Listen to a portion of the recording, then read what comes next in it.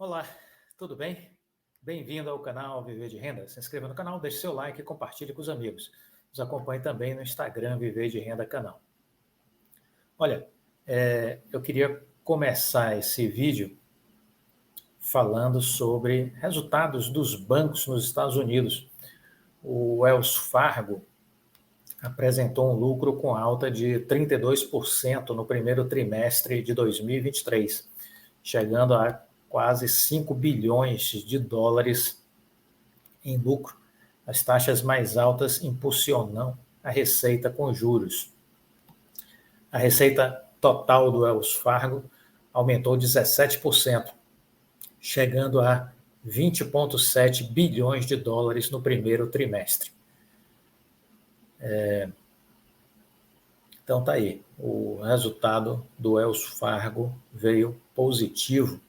Estamos satisfeitos, disse o CEO Charlie Scharf em comunicado, por estar em uma posição forte para ajudar a apoiar o sistema financeiro dos Estados Unidos durante os eventos recentes que impactaram o setor bancário. Os bancos regionais e comunitários são uma parte importante do nosso sistema financeiro, disse ele.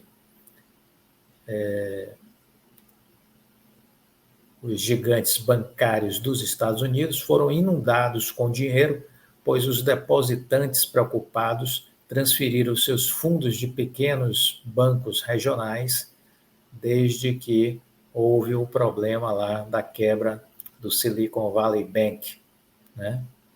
Então, os grandes bancos como Wells Fargo, Bank of America, JP Morgan e Citigroup foram beneficiados com esta problemática, né? Então, a alta de lucro aí de 32% da Wells Fargo. O JP Morgan também apresentou uma alta do seu lucro de 52% no primeiro trimestre, chegando a 12,62 bilhões de dólares. A ação do banco chegou a disparar quando veio a notícia do seu resultado do primeiro TRI. 12,62 bilhões no primeiro trimestre, uma cifra 52% maior do que na mesma época de 2022. Os resultados foram divulgados no dia 14 de abril. A economia, eles divulgaram uma nota, né? O Jamie Dimon disse o seguinte: a economia dos Estados Unidos continua em uma situação geralmente saudável, os consumidores ainda estão gastando e os negócios estão em boa forma. No entanto, as nuvens de tempestade que monitoramos no ano passado permanecem no horizonte e a turbulência do setor bancário aumenta esses riscos, acrescentando que os bancos provavelmente controlarão os empréstimos à medida que se tornarem mais conservadores antes de uma possível desaceleração. O JP Morgan é o maior banco dos Estados Unidos em ativos e é monitorado de perto pelos investidores em busca de pistas sobre como o setor se saiu após o colapso de 2 bancos regionais no mês passado. Está aí, então, notícias do JP Morgan, né? Assim como o Wells Fargo teve resultado positivo. O Citigroup também divulgou o resultado e o resultado foi positivo, ok? E o resultado do JP Morgan foi o maior nível em 11 meses após o resultado do primeiro TRI. Foi o maior nível, a ação chegou ao maior nível na valorização em 11 meses, né? Então, uma ação do JP Morgan, considerando aí o período do ano passado para cá, teve uma excelente valorização,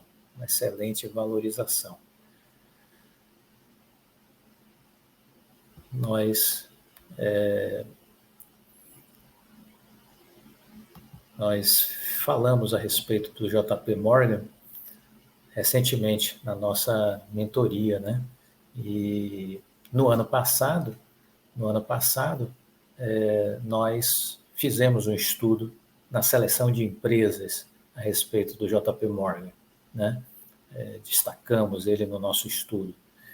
Se você não é assinante da Seleção de Empresas, assine, vale a pena, apenas R$ 360, e você vai mudar o seu jeito de pensar e agir enquanto investidor.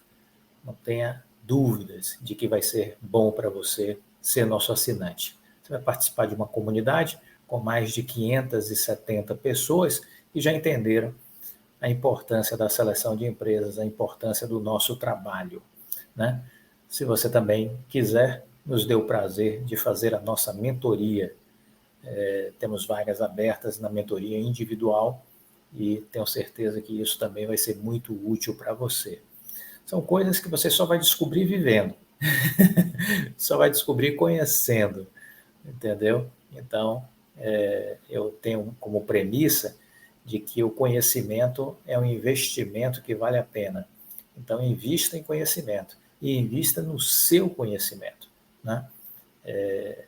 Eu acho que isso é fundamental, você buscar se qualificar, se capacitar, se desenvolver para poder crescer cada vez mais, tanto profissionalmente como também como investidor, ok? Por que eu sempre estou dando ênfase a essa questão do conhecimento e da necessidade de você procurar um coach, um mentor, ter conhecimento de um profissional especializado que possa te ajudar? Porque é necessário treinar o nosso olhar, é necessário treinar o nosso olhar para sermos capazes de avaliar o que poucas pessoas veem. Então, isso é importante. Nós estamos vivendo numa era disruptiva. A disrupção, ela acontece cada vez mais rapidamente. E se você não consegue enxergar as coisas como elas estão acontecendo, se você não consegue enxergar as tendências do que vem por aí, isso pode ser fatal. Pode ser fatal para você enquanto profissional, para você que exerce um cargo de liderança em alguma empresa, pode ser fatal para empresas que não conseguem enxergar essas mudanças, né? E também para as pessoas que estão investindo, investir em algo que não tem futuro. Então, tudo isso é importante a gente ir treinando esse nosso olhar. Porque as mudanças estão aí, as mudanças estão acontecendo, e de forma cada vez mais aceleradas. Imagine, eu trouxe só 2 exemplos para compartilhar com vocês. Imagine que em 1999, a Excite era uma das maiores empresas de busca da história. E ela, nesta época, em 1999, ela teve a oportunidade de adquirir uma empresa chamada Google por US$ 750 mil. Seus líderes entenderam, no entanto, que a tecnologia do Google poderia ameaçar a experiência do usuário e decidiram, portanto, não comprar o Google. O resto você já sabe, né? O que foi que aconteceu. Um outro exemplo interessantíssimo vem de 2000. Em 2000, a Blockbuster teve a oportunidade de comprar a Netflix por US$ 50 milhões. No entanto, os líderes da Blockbuster declinaram da oferta por não entenderem bem o valor do modelo de negócios da Netflix. E aí, o resto também é história, né? Já se sabe o que aconteceu depois disso. Por falar em história, essa é uma história inspiradora. O ator João Vicente, ele ficou consternado porque ele conhecia o entregador de aplicativo Max Ângelo, lá no Rio de Janeiro. Vocês devem ter visto nas televisões todas, aí nos noticiários, que foi agredido por uma professora de vôlei. Imagine você, uma cidadã chamada Sandra Matias Correia de Sá. Ficou conhecida, que quis bater no Max Ângelo, né? Que parecia que ela estava querendo chicoteá-lo, né? Com corrente lá do cachorro, né? Que ela estava na mão. E negócio deprimente mesmo de se ver em pleno século XXI, aquela cena dantesca. Pois bem, aí o João Vicente já tinha feito pedidos e tinha recebido já, sei lá, pizza, alguma coisa assim, que foi entregue pelo Max Ângelo. Ele reconheceu e resolveu então tentar contato com ele e foi visitar a família dele, saber como é que ele estava. Depois convidou ele para conhecer o Luciano Huck e depois teve a ideia de lançar uma campanha no final de semana passado para arrecadar uma vaquinha virtual para comprar a casa própria do Max, que esse era o grande sonho dele e da família. Eles precisavam ele precisava disso, esse era o sonho dele, e o João Vicente, então, quis ajudar. E aí, resultado, a coisa fluiu, em 24 horas já tinha 100 mil arrecadados, e no final das contas, já tinha, do fim de semana, de sábado para domingo, já tinha praticamente 200 mil reais captados para o Max Ângelo, né? Esse ser humano, que segundo o próprio João Vicente, que o conhece, disse um ser humano incrível que foi covardemente agredido por uma racista em São Conrado, no Rio de Janeiro. Conversei com ele, perguntei qual era o seu sonho, ele disse na hora era sair do aluguel, e aí a gente abriu uma vaquinha virtual para tentar comprar a casa dele, e é isso, quer dizer, olha, parabéns, João Vicente, pela iniciativa, certo? Você, pelo Luciano Huck, de ter dado também visibilidade a isso, porque é possível ainda acreditar no mundo decente, né? No mundo de gente boa, né? É preciso a gente acreditar e incentivar esse tipo de coisa, né? E comportamentos como o dessa criatura aí em São Conrado precisa ser resolvido com processos, com polícia, com repúdio da sociedade, né? De todos, né? A gente precisa pensar nisso. A gente precisa trabalhar para ser cada vez mais conhecido pela nossa bondade, pela nossa gentileza, pela nossa capacidade de ter empatia para com a outra pessoa que está à nossa frente ou ao nosso lado. Há beleza em ter um bom caráter, há beleza em ser honesto.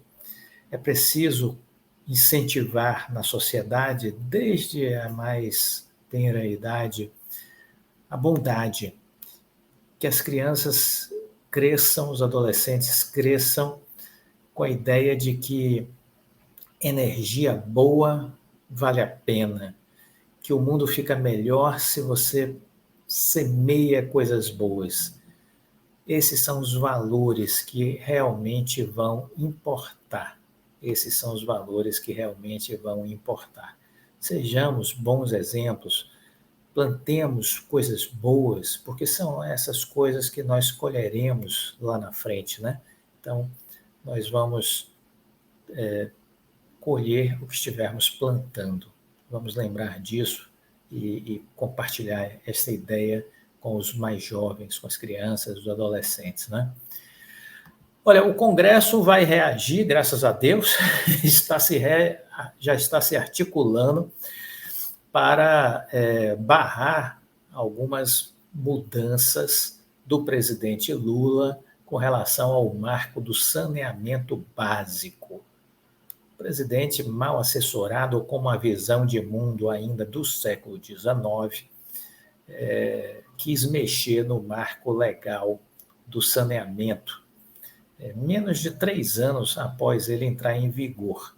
Mas o Congresso já se movimentou, a liderança da Câmara, o Arthur Lira, está capitaneando aí um grupo de parlamentares, quer colocar este assunto em pauta, e eles alegam que nenhum retrocesso será tolerado com relação ao marco legal do saneamento básico. Eu entendo uma coisa muito simples. No Brasil, atualmente, 100 milhões de pessoas não têm rede de esgoto.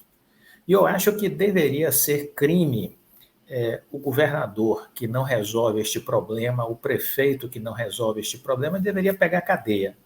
Eu acho que isso deveria ser assim automático. O prefeito tomou posse e tem que apresentar um plano para em 12 meses resolver o problema do saneamento básico.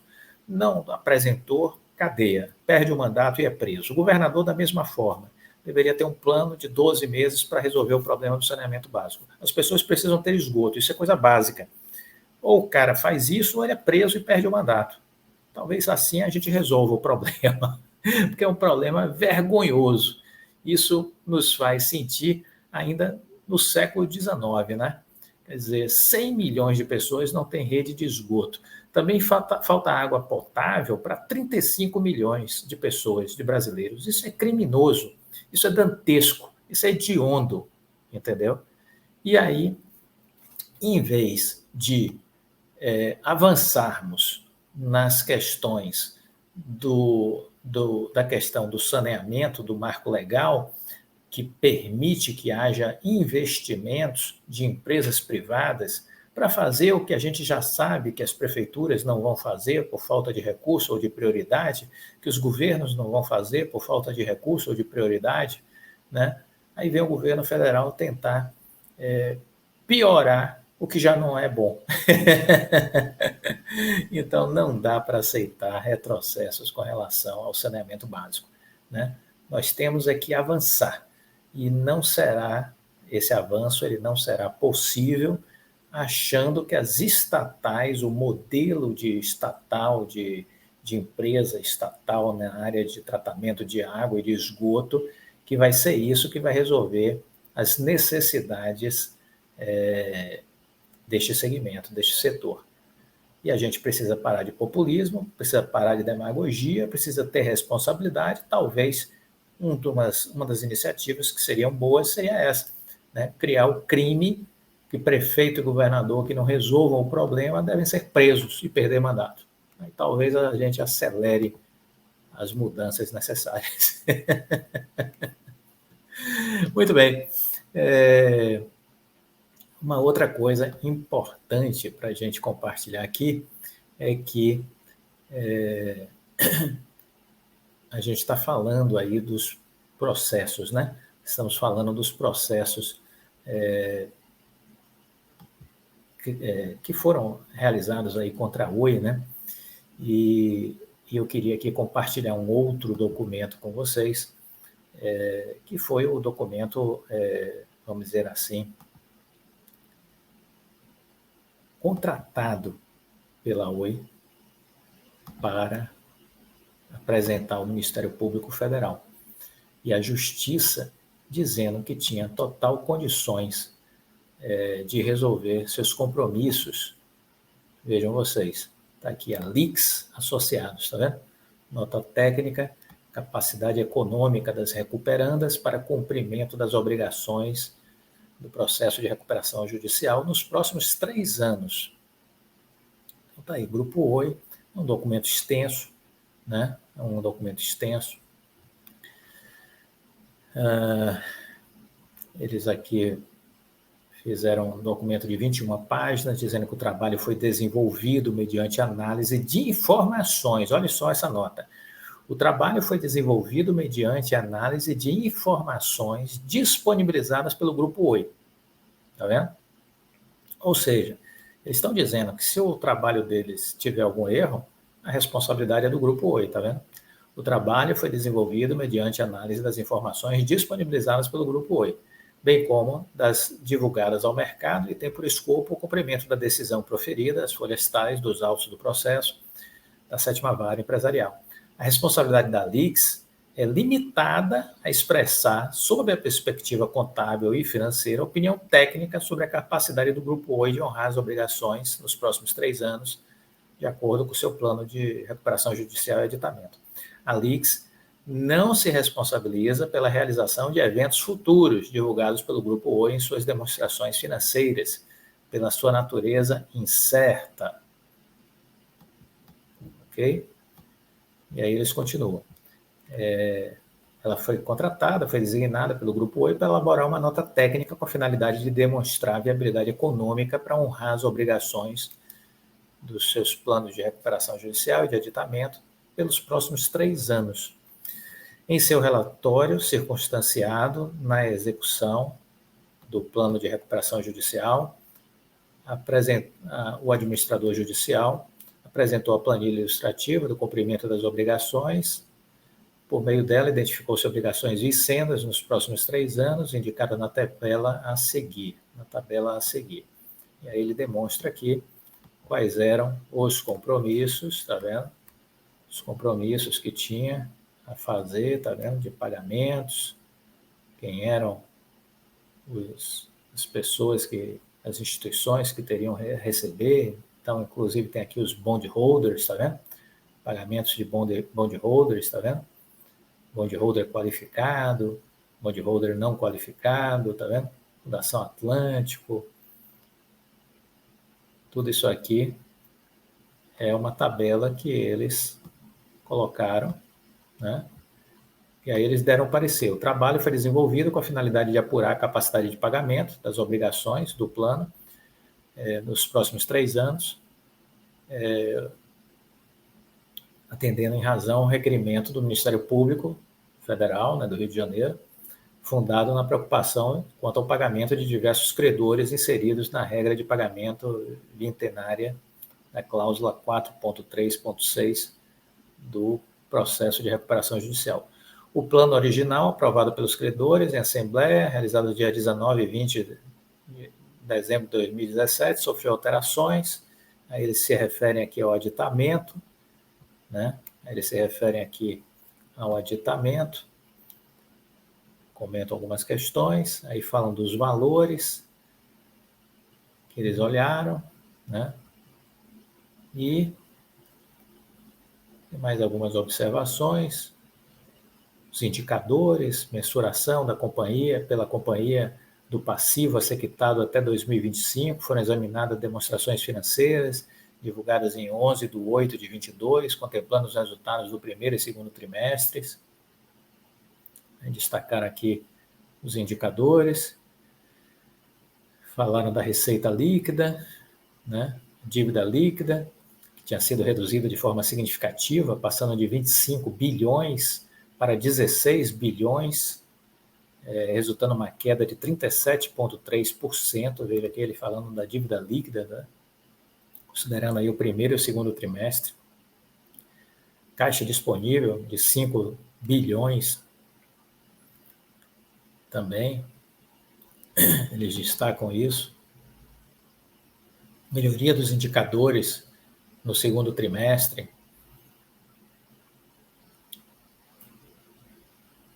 Esse estudo foi feito em agosto de 2022, certo? Aí ele faz uma análise com relação ao caixa, estrutura de escrituração contábil, e aí vem a conclusão, né? Vem a conclusão aqui no final, com relação à capacidade de cumprimento das obrigações, o caixa disponível atual do Grupo Oi, somado a recursos supramencionados, alcançará até o fim de 2022 6,33 bilhões e até 2023 10,97 bilhões. Nesse sentido, conforme apontado na sessão anterior e considerando as premissas mencionadas, pode-se concluir que a companhia apresenta condições financeiras para cumprir suas obrigações pelos próximos 3 anos. Aí eles lembram aqui a arbitragem, que tem mais uma possibilidade de ingresso de 16 bilhões de reais no caixa por conta da arbitragem, mas que não consideraram neste laudo a questão, porque ela ainda se encontra em negociação com a Anatel, né? Com a arbitragem ainda tem um julgamento, uma corte internacional independente. E aí a conclusão desse estudo é aqui, ó. Com base nos exames realizados, conclui-se que o Grupo Oi reúne as condições econômico-financeiras para honrar as obrigações do plano de recuperação judicial e do aditamento pelos próximos 3 anos. Ressalta-se que o procedimento arbitral requerido pelas recuperandas em face da Anatel, cujo pleito é estimado em 16 bilhões. Por fim, o novo acordo celebrado com a Anatel reduziu o fluxo de pagamento em 1,5 bilhão, nos próximos 3 anos, impactando de forma positiva a liquidez das recuperandas. É o parecer, 29 de agosto de 2022, Gustavo Lix. Então está aí. Então, este estudo que foi entregue ao Ministério Público Federal, foi entregue ao juiz Fernando Viana e foi dito, então, que estava tudo certo, que estava tudo em ordem e que a situação da Oi era muito boa e que podia, então, decretar o fim da recuperação judicial. Este estudo precisa ser agora contestado do ponto de vista de entender o que foi que deu errado, porque é óbvio que o que estamos vendo em 2023 é algo totalmente distinto do que este estudo apontou. Este estudo foi feito com números dados pela Oi, eles já disseram isso, então isso compromete fortemente a Oi numa questão que pode ser considerada uma fraude. E é isso que a gente está, via Instituto Empresa, trabalhando junto ao Ministério Público Federal e junto à CVM, para que essas questões possam ser apuradas e esclarecidas. Todos os acionistas que se sentirem lesados devem procurar o Instituto Empresa. Procurar o Instituto Empresa e fazer parte do clube de acionistas minoritários que o Instituto Empresa criou. Então, faça parte deste movimento, porque é importante a gente lutar pelos nossos interesses e, sobretudo, quando a gente percebe que há algo estranho que não deveria estar acontecendo, mas está, infelizmente, acontecendo. Se você gostou do vídeo, deixe o seu like, compartilhe com os amigos, fique com Deus e até a próxima.